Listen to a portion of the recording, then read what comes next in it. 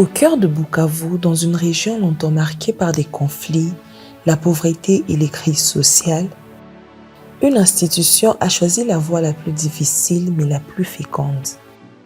Former, relever et transformer les personnes vulnérables par le travail et la dignité.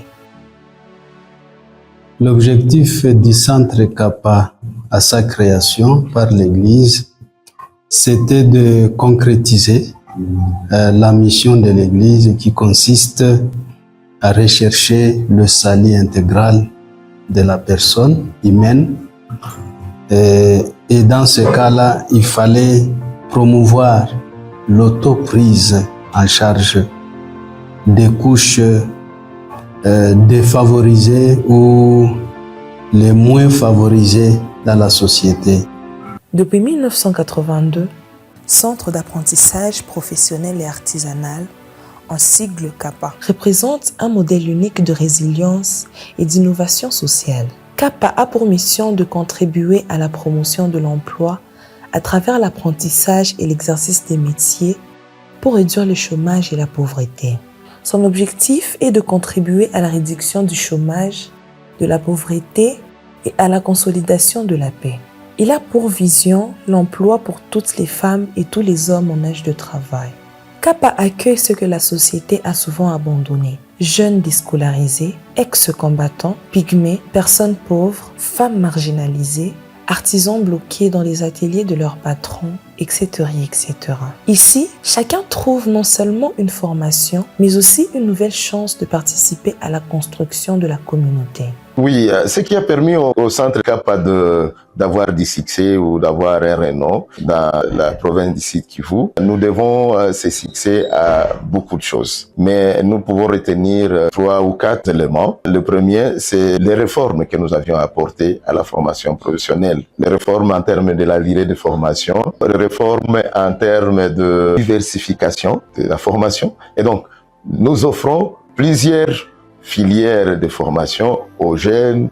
Chaque jeune a la latitude de choisir un métier et nous sommes les seuls centres qui puissent avoir une 50aine de filières. Les 3 ouvrages publiés par le CAPA, des guitares, des briques et des marins.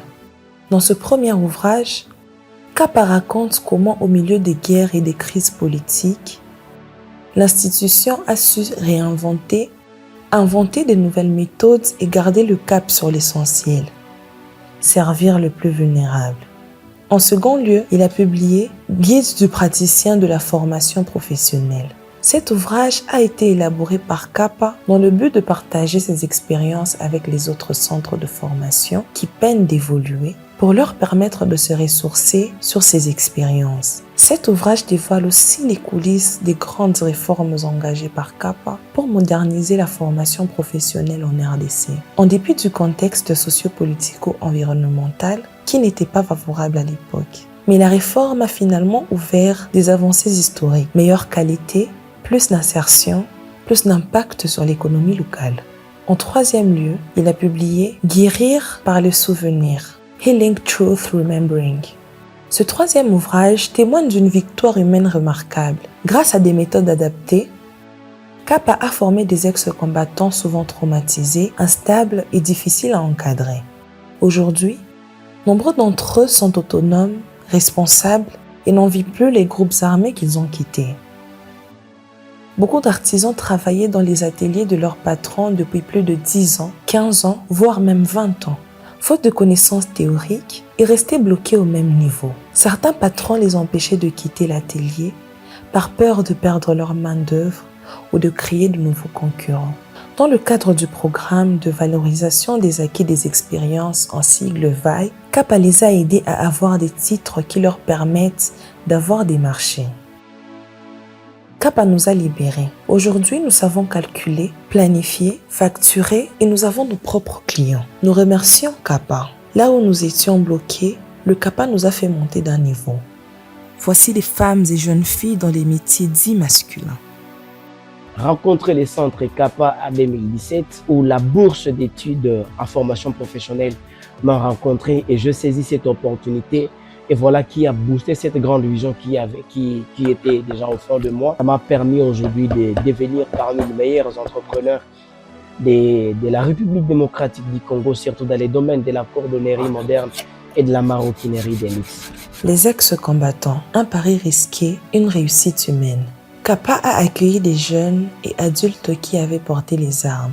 La société les rejetait, peu d'organisations acceptaient de les former, mais Kappa a mis en place des méthodes adaptées qui ont permis de reconstruire leur confiance, leur discipline, leur avenir. Ils sont aujourd'hui parmi les histoires de réussite les plus inspirantes. Le parcours du Kappa n'aurait pas été possible sans le soutien fidèle de Pain pour le Monde, partenaire technique et financier depuis plusieurs décennies. D'autres organisations comme la Coopération Suisse, l'ONG Suisse Contact, FACT, SCAT, les réseaux dont le RECOCEF ainsi que les cadres d'échange et de concertation en formation professionnelle, l'inspection et la direction provinciale de la formation professionnelle et métiers ont également contribué à construire ce modèle éducatif reconnu bien au-delà du Sud Kivu. Les extensions du Kappa, un succès qui s'étend. Le succès du modèle du Kappa se mesure aussi par expansion. Pour répondre à la forte demande de formation professionnelle et surtout à la réduction du taux d'exode rural, des extensions ont été ouvertes dans plusieurs milieux ruraux et en ville. Nyabibwe, Kale, Kalonge, Nyangezi, Muku, Mwendo, Shabunda, Kinshasa Limité et Mugunga Goma. Chaque nouvelle antenne poursuit la même mission: former, insérer, autonomiser et bâtir une paix durable.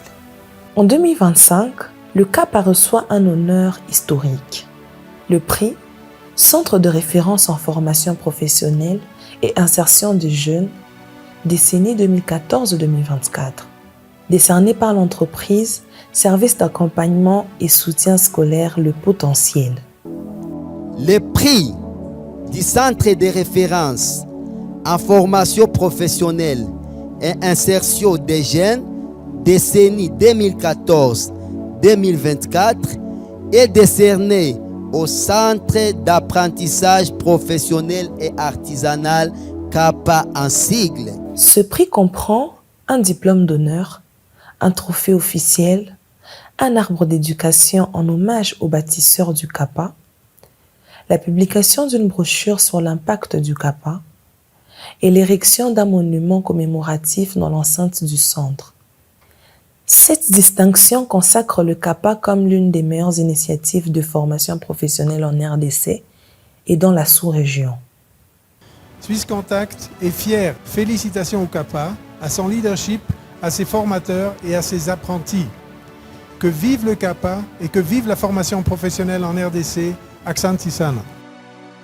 Depuis plus de 40 ans, Kappa a formé des milliers de jeunes, femmes, hommes, artisans, ex-combattants et bien encore.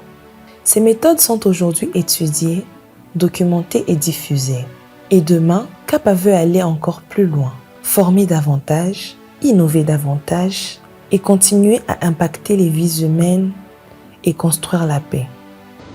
Nous sommes convaincus que la formation professionnelle est une grande partie des réponses appropriées pour relever plusieurs défis, parmi lesquels le chômage que je qualifie de cancer social dans notre pays.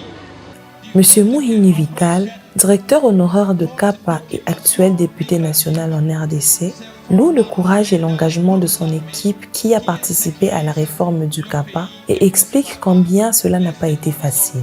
Dans sa déclaration, il exprime sa gratitude envers le Kappa, qu'il témoigne être un tremplin vers sa vie publique pour les hautes responsabilités nationales qu'il exerce actuellement. Bien qu'il y ait aujourd'hui d'autres charges de l'État, je suis et resterai acteur de la formation professionnelle.